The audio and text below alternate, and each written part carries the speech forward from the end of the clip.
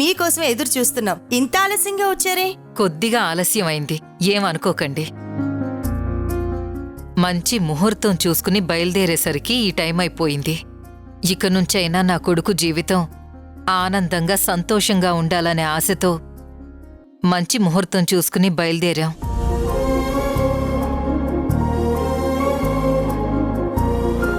కన్న తల్లిదండ్రులు ఎప్పుడు బిడ్డల సంతోషం గురించి ఆలోచిస్తారు అని మరోసారి మీరు ప్రూవ్ చేశారు.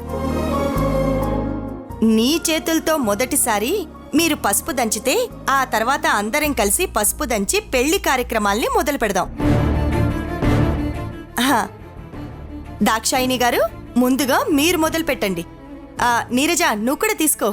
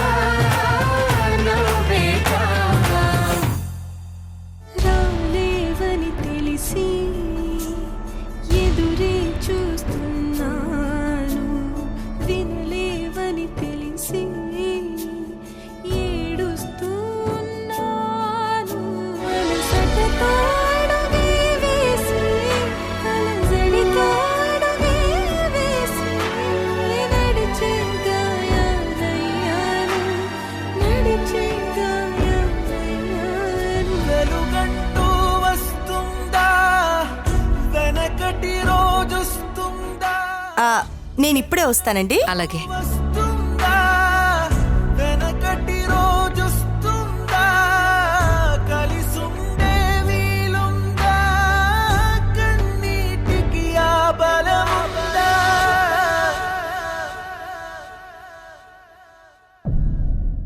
నిన్ను చూస్తుంటే నాకు చాలా బాధేస్తుంది కూతురా. ఏంటి, కూతురా అన్నానని కంగారు పడ్డావా? నువ్వే అంటుంటావు కదా పిన్ని పిన్ని పిన్ని అని. ఏదో సరదాగా బాధలో ఉన్నావు కదా, కొంచెం ఓదార్పుగా ఉంటుందని కూతురా అని అన్నాను. ఏంటి యశోదా, శుభమా అని ఇంట్లో శుభకార్యం జరుగుతూ ఉంటే అందులోనూ నువ్వు ప్రేమించిన వాడి పెళ్లికి పసుపు దంచుతూ ఉంటే ఇలా కన్నీళ్లు పెట్టుకుంటావా? తప్పు కదా. ప్రేమించిన వాళ్ళు మనకి దక్కకపోయినా వాళ్ళ ఆనందాన్ని మనం కోరుకోవాలి అంటారు కదా. అందుకని నువ్వు నీ బాధని, దుఃఖాన్ని, కష్టాన్ని, కన్నీళ్ళని అన్నిటినీ నీ మనసులో దాచిపెట్టుకో. మొహం మీద లేని చిరునవ్వుని మాత్రం బయటికి తీసుకురా. అందరికీ నవ్వుతూ కనిపించు. అయినా చిన్న పిల్లల ఏడుస్తావేంటే యశోదా? నీకీ కష్టాలేమన్నా కొత్త? నువ్వు పుట్టిన దగ్గర నుంచి కష్టాలను అనుభవిస్తూనే ఉన్నావు కదా. మధ్యలో రామయ్య తండ్రి, జానకమ్మలు ఎలాగో నిన్ను బానే చూసుకున్నారు. కానీ నీకు పెళ్లి చేయాలనుకున్న దగ్గర నుంచి అయితే కష్టాలు ఎక్కువే ఉన్నాయి కదా. ఈ పాటికి నీకు అలవాటైపోయి ఉండాలి. ఏది నవ్వు? నవ్వమన్నానా? ఏంటి, నన్ను చంపాలన్నంత కోపం వస్తుందా? కానీ నువ్వేం చేయలేవే యశోదా, ఇలా బాధపడుతూ ఉండడం తప్ప. అన్నట్టు ఇందాక నిన్ను హరి ఇంటి నుంచి బయటికి గెంటేయమన్నాడు కదా, అసలే నువ్వు బాధలో ఉన్నావు. ఈ ఇంటి నుండి బయటికి గెంటేస్తే ఇక్కడ ఏం జరుగుతుందో నీకు తెలీదు. అందుకని నేను హరితో మాట్లాడతానులే. నా పక్కనే ఉండి ఫంక్షన్ మొత్తం చూస్తూ ఉండు. హరి నా మాట ఖచ్చితంగా వింటాడు. ఎందుకంటే హరినే కాదు, దాక్షాయిని, భద్రాచలం అందరూ ఈ ఊర్మిళ చేతిలో కీలు బొమ్మలే కదా.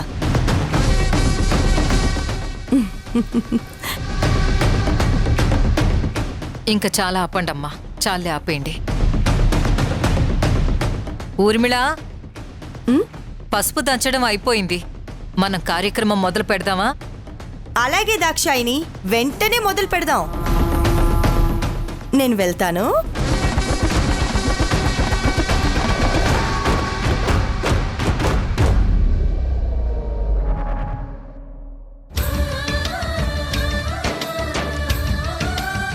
రండి.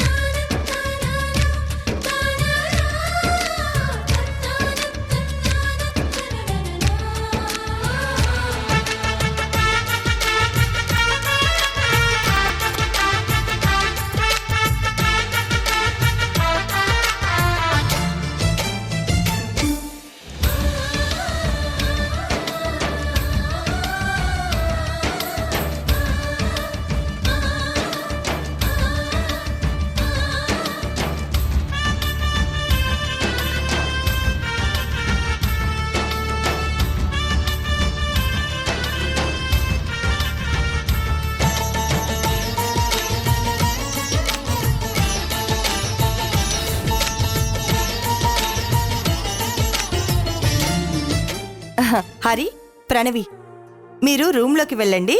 నేను మళ్ళీ పిలుస్తాను. లే.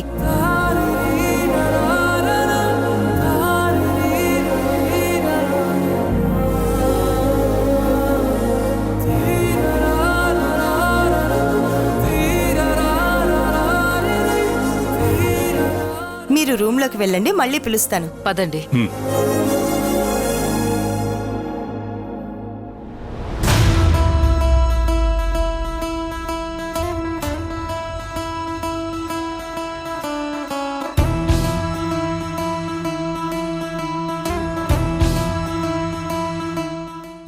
ఏంటి దాక్షాయణి ఇది?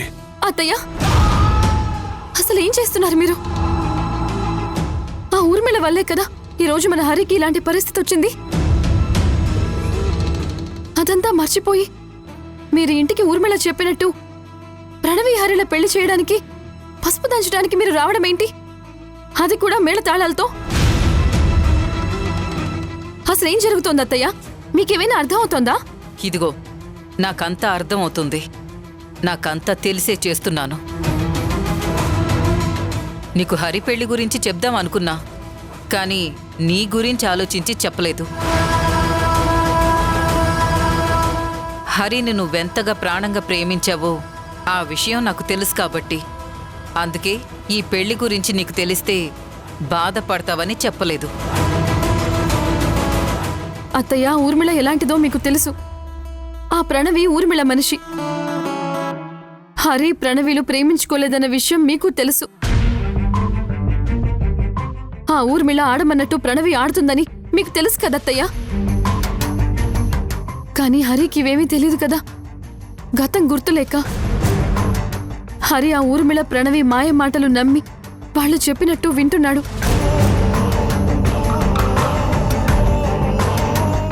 అలాంటి హరికి అమ్మగా మీరు చేయాల్సింది ఇలా పెళ్లి కాదు. ఆ ప్రణవికి బుద్ధి చెప్పి ఆ ఊర్మిళ బారి నుంచి హరిని ఎలా కాపాడాలి, ఎలా దక్కించుకోవాలి అని ఆలోచించి నిర్ణయం తీసుకోవాలి.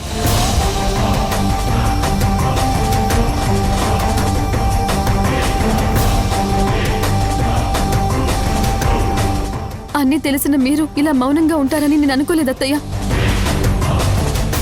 మీరు మొదటిసారి ఆ ఊర్మిళ మాటలకి భయపడినట్టున్నారు. అందుకే ఈ పెళ్లి ఒప్పుకున్నారు. హరి ఒకవేళ ఇప్పుడు పెళ్లి ఒప్పుకొని ఉండొచ్చు, కానీ ఏదో ఒక రోజు గతం గుర్తొస్తుంది. అప్పుడు ఖచ్చితంగా తన మనసులో ఉన్న నా గురించే మిమ్మల్ని అడుగుతాడు. అప్పుడు ఈ ప్రణవి ఎవరో తెలీదు. అన్నిటికంటే ముఖ్యంగా ఆ ప్రణవి ఖచ్చితంగా డబ్బు కోసమే హరిని పెళ్లి చేసుకుంటుంది. ఆ డబ్బేదో తనకి దొరికిన తర్వాత, లేదా హరి కన్నా బాగా డబ్బున్నోడు దొరికిన తర్వాత ఖచ్చితంగా ఆ ప్రణవి వెళ్ళిపోతుంది. అప్పుడు హరి జీవితం నాశనం అయిపోతుంది. నాకు కూడా అలాగే అనిపిస్తుంది. మనం ఏమన్నా ఆవేశంలో తప్పు చేస్తున్నామేమో. దయచేసి ఒక్కసారి ఆలోచించు దాక్షాయని. ఇప్పటికైనా మించిపోయింది లేదు. మనం ఈ పెళ్లి జరగకుండా ఆపుదాం. ఏదో ఒకరోజు హరి మామూలు మనిషి అవుతాడు. అప్పుడు నాకు గతం గుర్తులేనప్పుడు మీరు ప్రణవితో నాకెందుకు పెళ్లి జరిపించారని మనల్ని నిలదీస్తే మన దగ్గర సమాధానం ఉండదు.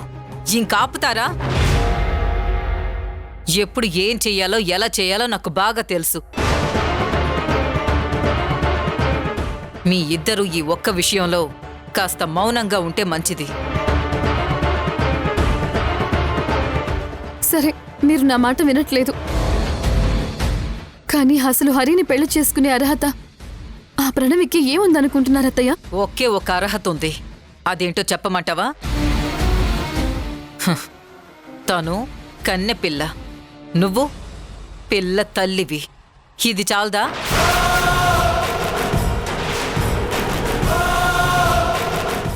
నా కొడుక్కి ప్రణవినిచ్చి పెళ్లి చేయడానికి.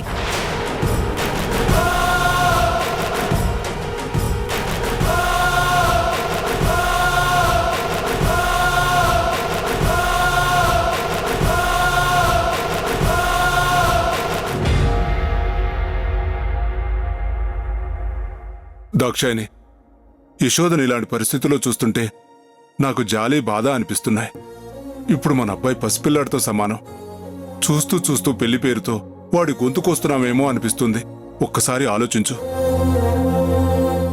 ఇప్పటికైనా మించిపోయింది లేదు.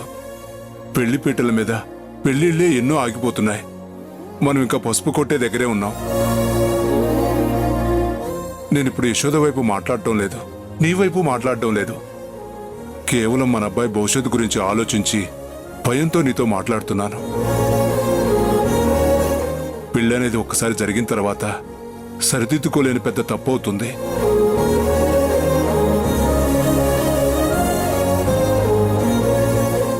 నేను ఇంత మాట్లాడుతుంటే నువ్వు మాట్లాడకుండా బయటకెందుకు చూస్తున్నావు? ఎవరి కోసం చూస్తున్నావు? ఊర్మిళ ఎక్కడుందా అని చూస్తున్నాను. దేనికి? ఈ పెళ్లి క్యాన్సిల్ అని చెప్పడానికా? కాదు, త్వరగా పెళ్లి పనులు పూర్తి చేయమని చెప్పడానికి.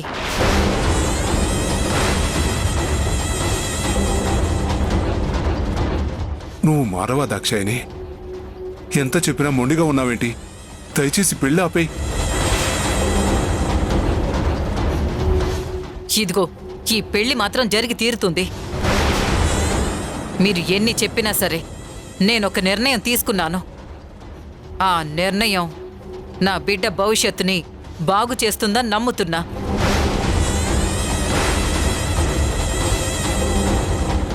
భగవంతుడా, దాక్షాయిని వినేలా కనిపించడం లేదు. నిజంగా నువ్వనేవాడి ఉంటే హరి పెళ్లిపీటల మీద ఎక్కిన తర్వాత అయినా సరే ఈ పెళ్లి ఆగిపోవాలి. అప్పుడే నువ్వు ఉన్నావని నేను నమ్ముతాను.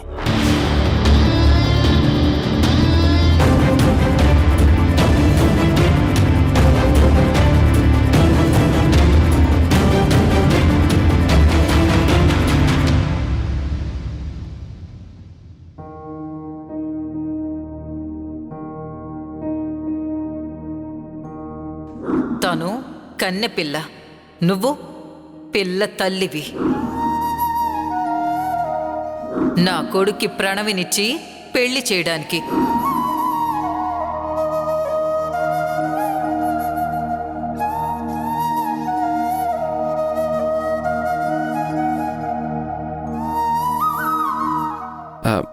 పర్లేదులే.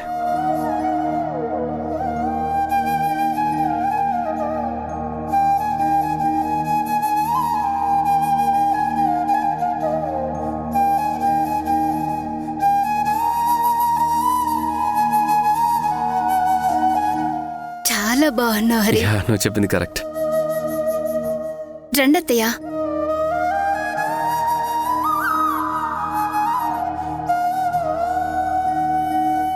అమ్మా, ఈ పెళ్లి నిజంగా మీకు ఇష్టమేనా? అదేంటి నాన్న అలా అడుగుతున్నావు? నిన్ను చూస్తుంటే బాగా డల్గా అనిపిస్తున్నావు అమ్మా. నిజంగా నీకు నాన్నకి ఇష్టం అయి ఉండుంటే మా పెళ్లి జరుగుతున్నందుకు మీరిద్దరూ చాలా ఆనందంగా ఉండేవాళ్ళు. కానీ ఇప్పుడు అలా లేరు. చెప్పండమ్మా, మీ ఇద్దరికి ఇష్టం ఉందా లేదా? నాన్న, మీకు నిజంగా ఈ పెళ్లి ఇష్టమేనా?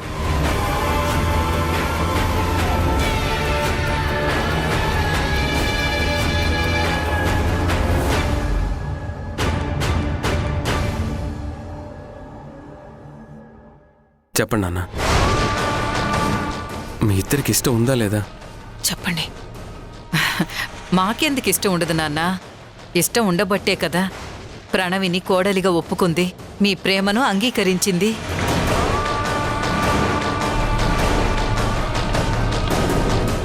లాభం లేదు. నేను ఇలా బాధపడుతూ మౌనంగా ఉంటే భయంతో అత్తయ్య వాళ్ళు ప్రణవితో హరికి పెళ్లి చేసేలా ఉన్నారు. ఊర్మిళ కూడా నేనేం చేయలేను అనుకుని గర్వంతో రెచ్చిపోయి నా హరిని నాకు దూరం చేయాలని చెప్పి వెంటనే పెళ్లి చేయాలని చూస్తుంది. వెళతాను, హరితోనే మాట్లాడతాను. ఎలా అయినా హరిని ఈ పెళ్లి చేసుకోకుండా ఒప్పించడానికి ప్రయత్నిస్తాను.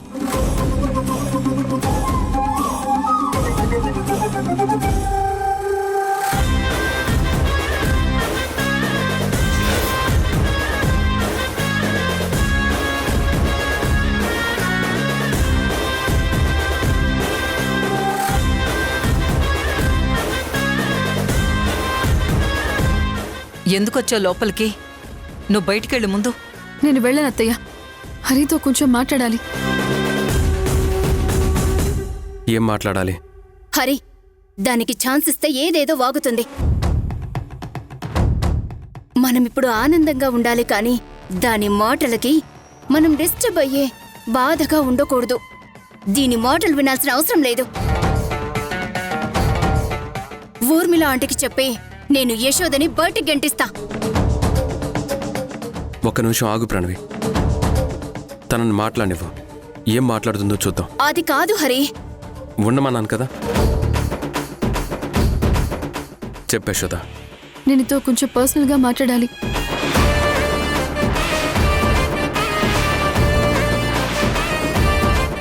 దాక్షాయిని, ప్రణవి, ఒక 2 నిమిషాలు బయట ఉందాం పదండి. లేదు మామయ్య, హరిని వదిలేసి నేను రాను. ఈ యశోద ఏదో మాయ చేస్తుంది. లేదంటే హరిని ఎన్నో రకాలుగా మభ్యపెట్టి అబద్ధాలు చెప్పి తన వైపు తిప్పుకోవాలని చూస్తుంది. ప్రణవి, బయటికెళ్ళు. అమ్మా, నాన్న.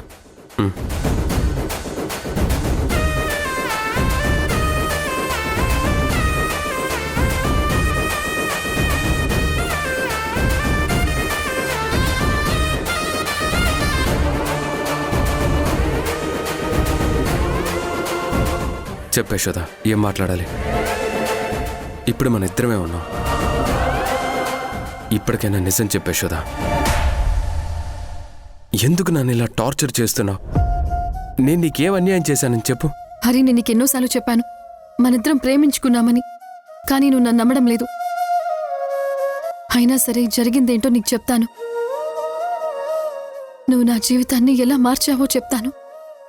అప్పుడైనా నీకు జరిగింది గుర్తొస్తుందేమో చూస్తాను.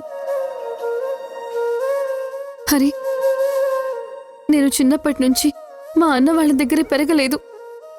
నా పేరు మీద ఆస్తి ఉందని నన్ను ఒక స్వార్థపరులు పెంచుకున్నారు.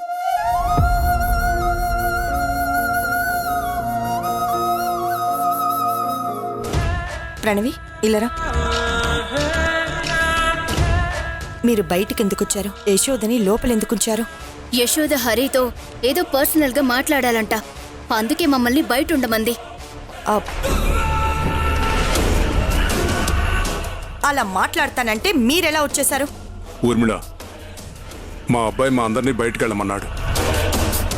వాళ్ళని మాట్లాడి బయటికి రానివ్వు. నన్నొకడు ప్రేమించానని నమ్మించాడు. వాడి ప్రేమ నిజమనుకొని పెళ్లికి సిద్ధపడ్డాను. కానీ అప్పుడే తెలిసింది వాడు కూడా డబ్బు కోసమే నన్ను ప్రేమించినట్టు నటించాడని. పెళ్లి పీటల మీద నా కడుపులో బిడ్డ పుట్టిందని తెలిసింది. ఈ బాధలో నాకేం చేయాలో తెలియకుంటే అప్పుడు నువ్వు నాతో పాటు హాస్పిటల్కి వచ్చి నా వెనక నిలబడ్డావు.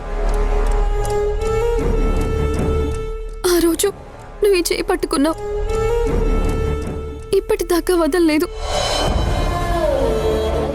ఎన్ని కష్టాలొచ్చినా, ఎన్ని కన్నీళ్ళొచ్చినా, ఎన్ని బాధలొచ్చినా నీకు నేనున్నాను. నువ్వు చేయాల్సింది చెయ్యి అనే ధైర్యాన్ని నింపావు. ఆ ధైర్యంతోనే ఈ దుర్మార్గురాలైన ఊర్మిళని వెతుక్కుంటూ వచ్చాను.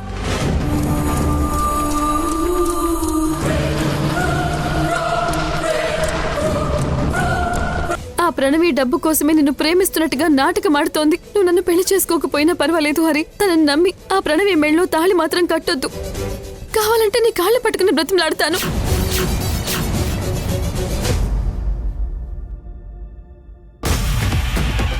పద యశోద.